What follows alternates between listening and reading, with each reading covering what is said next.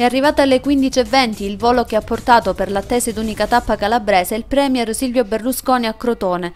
L'aereo presidenziale è atterrato all'aeroporto di Sant'Anna, dove ad attenderlo c'erano alcune delle autorità cittadine. Il premier si è poi recato alle 17 al Palamilone per la convention organizzata a sostegno del candidato a sindaco Dorina Bianchi.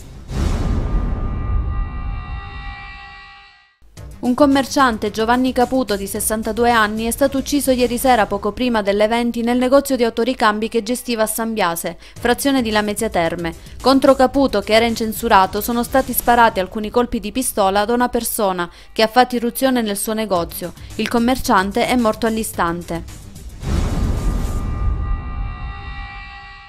Si è svolto questa mattina presso la sede del Comando Legione Carabinieri Calabria di Catanzaro il progetto locale Rotary Club Catanzaro Tre Colli. Nell'incontro si è discusso di prevenzione all'alcol e alla droga tra gli adolescenti in collaborazione con l'Arma dei Carabinieri, l'ANCE e Unicef. Il Parco Nazionale della Sila aderisce a Telethon attraverso la manifestazione Il Cammino per la Ricerca. Il 28 e il 29 maggio sono previste passeggiate guidate nei luoghi simbolo dell'area protetta per le 3 province, Cosenza, Catanzaro e Crotone, durante la quale, per raccogliere fondi per la ricerca, i partecipanti saranno chiamati a versare una quota di 10 euro che darà diritto a ricevere un gadget.